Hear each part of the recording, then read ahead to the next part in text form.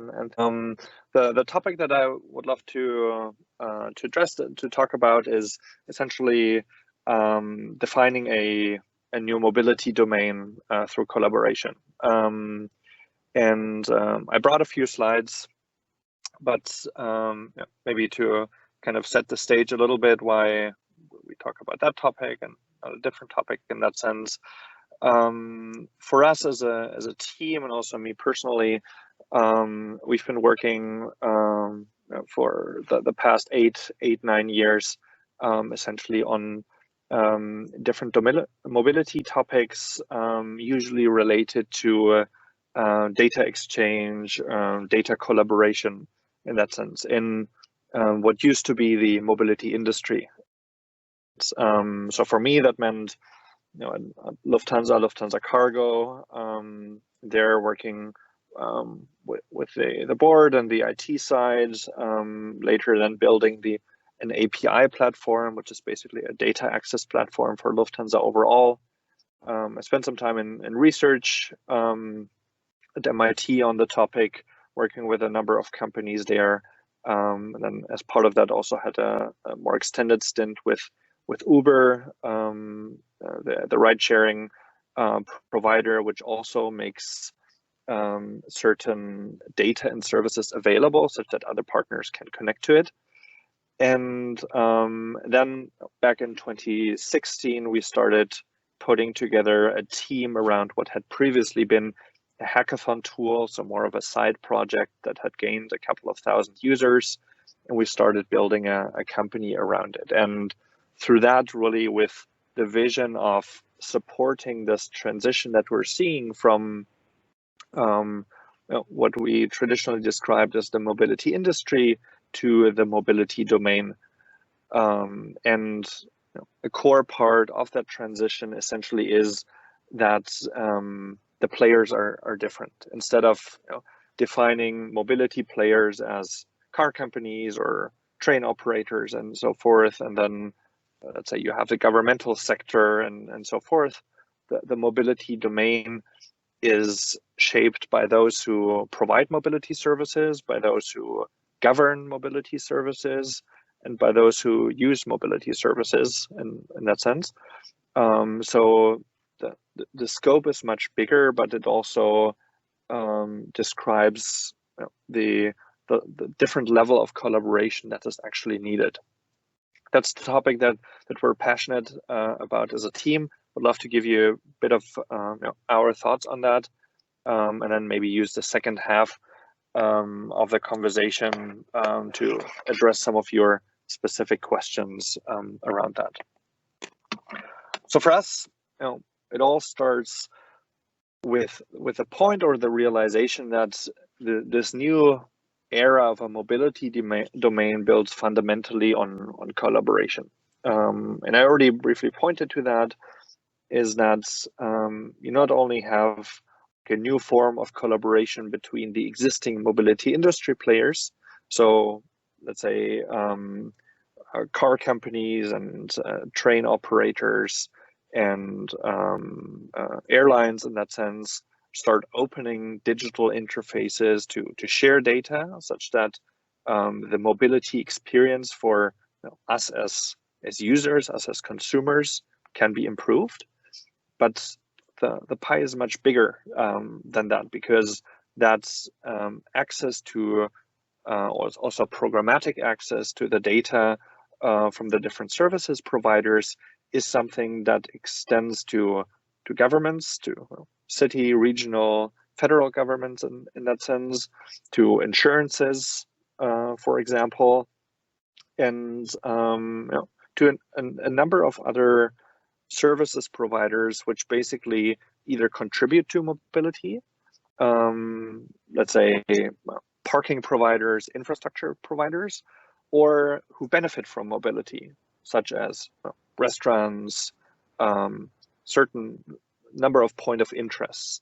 So all of those areas can basically be seen within that mobility domain. And if we approach it from the perspective of how do you create the best experience for users, it's basically achieved by allowing Come on. Sorry. Microsoft Teams is giving me a bit of a hard time here.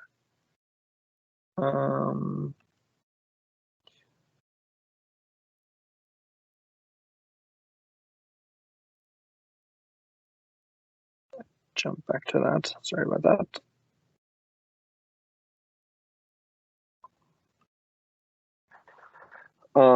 So all of that collaboration at the end of the day is achieved through a number of different things. Where we started from is the technical interface side, but obviously there's much more to that. There's a regulatory framework in countries and regions like the European Union in that sense to support that data sharing. And there's obviously a strategic direction of all of the individual stakeholders to leverage that for their purpose. So what does that mean in the broader context, and also what's kind of the Xapix mission in that context? For us, we're looking at this specifically from the perspective of, let's say, a connected world. You may have heard of connected industries, in that sense, connected IoT. The connected world at the end of the day is bringing more and more connectivity to the different industry segments. And as you can see here, kind of from the evaluation that Bosch did, there's a huge investment going into the different areas, maybe a little bit lower now through the COVID impact. But it's a significant investment going into that, and at the same time, we see ourselves in a good path to shape that. At the same time, as much as you have investment, you also have challenges going with that, because on the positive side of having so much more data comes the challenge with needing to manage that data. So if you look at, this is a global number here, we're going to add 18 billion IoT devices in the next 5 years. So bringing that up from around 10 billion IoT devices today to 28 billion in 2025, which is an enormous growth of devices, of data, but also needs to be managed.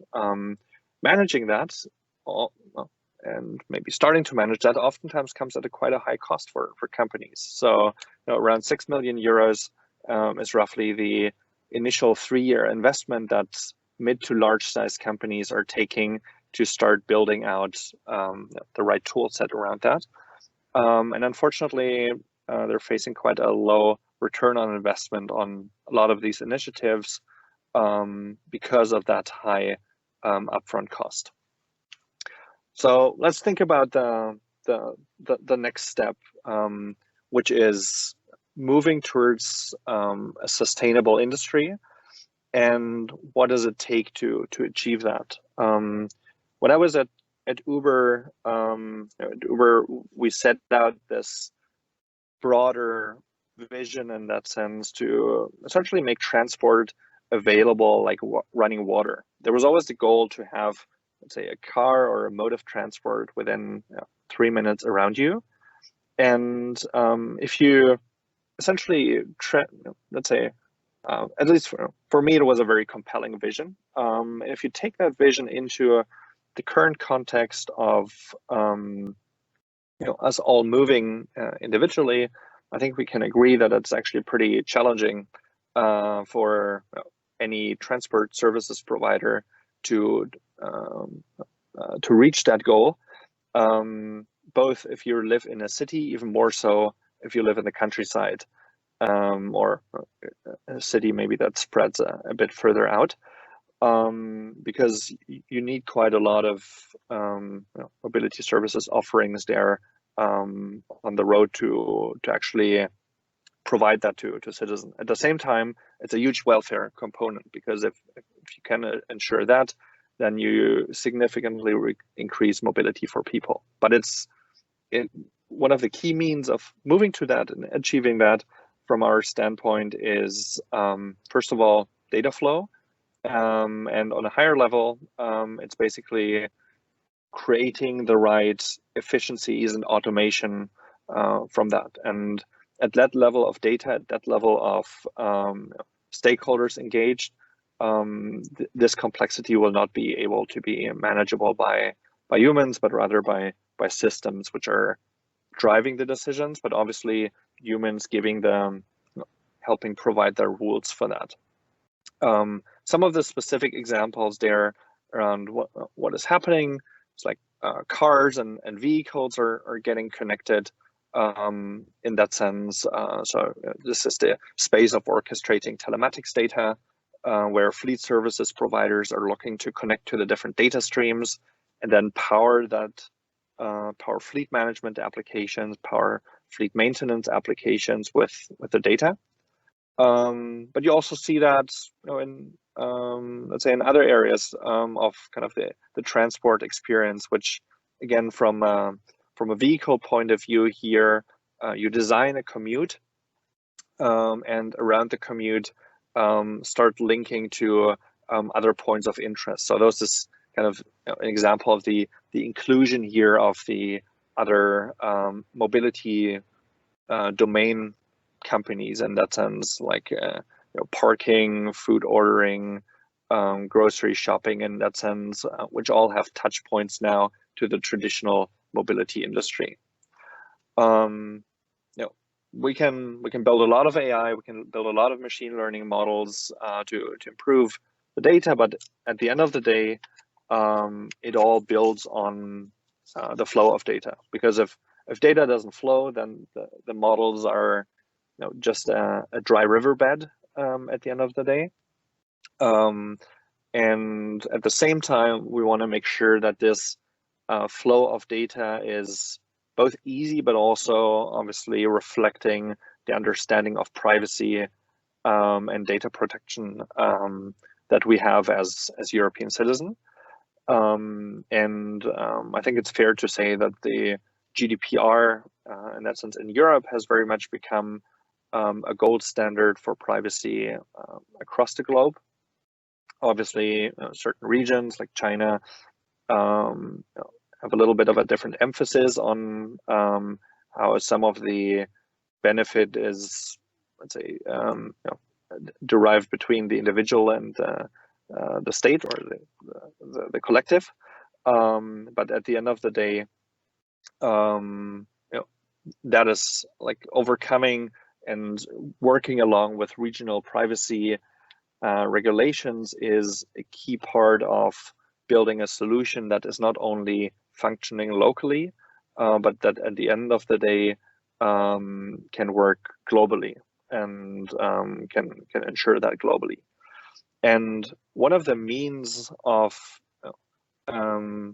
achieving that to essentially allow the combination of flowing data, but then also triggering the right actions from that data is very much for us the cornerstone of our own vision of the company, which is basically we started from the data integration side, so connecting systems, connecting APIs to each other, but bringing in specific functions or in this case here, operationalized machine learning for different use cases.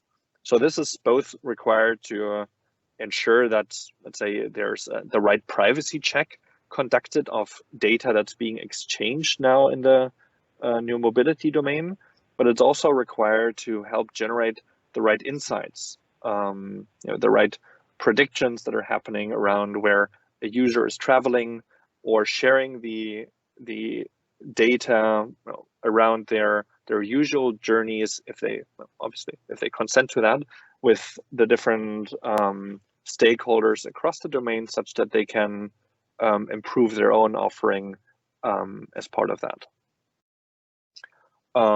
Quick technical deep dive here, how that can look like. Maybe some of you are working on topics in the machine learning domain as well. In machine learning, like the biggest problem is not necessarily to actually build the algorithm. The biggest challenge is actually to operationalize it and have the true data feed from the enterprise, from the partners, and then again drive the right actions in other systems. For us, that's kind of the core domain that we're looking at from a technical perspective, to then on a higher level allow the different companies, different services providers to actually trigger the right action at the right time. And to kind of touch on this last topic really briefly, we talked a lot about connections between players in the domain. Those connections are oftentimes referred to as APIs, so-called application programming interfaces. They can also be provided by other means, such as event streams, but let's stick to APIs for the moment. And we have seen in other domains that on the regulatory side, you can actually have a pretty strong push into that direction of openness. Some of you may be familiar with PSD2, the banking regulation in Europe, which mandated banks to open interfaces.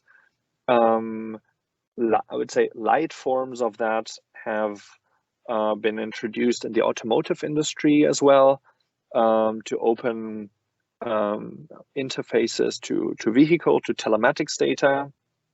And around some of the developments, for instance, in the smart urban or real estate space, we can also see that there's a stronger and stronger focus of actually creating accessibility and interoperability between the different stakeholders, or companies, governments, and so forth, in terms of the data that is being collected and that may be shared. And at the same time, making sure that whatever is being shared is actually robust, reliable, and secure. Because you don't want to open a security backdoor in that sense into systems just because you're mandated to share something. You do want to put user privacy first for whatever you're sharing. And I think that is a key takeaway on this topic as well. It's not about data sharing in that sense. So connecting the dots does not mean that you take data from the left and you push data to the right. But it means that at the end of the day, you give other stakeholders access to certain insights. So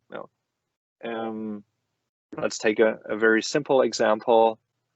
Someone wants to know what the weather is. You don't have to give them the full details of how much it rained and what the air pressure is and so forth, but rather give them the result of the computation that you have done internally, which said, right now the sun is shining. That's the only result that matters, and you can reflect that as well to a lot of the data that your companies or your organizations may be storing today, where what is being provided to partners is rather an insight. It's your expertise which is flowing into that data versus the data itself, because that then also helps make the whole sharing element a lot more reliable and trustworthy. So for us, we started on this journey in 2016. There are a few of the companies that we're working with on here. There's a number of others also in the real estate and smart urban space, as well as on the governmental side, where we're working quite closely around some of the automotive platform topics in Europe in Germany with the government.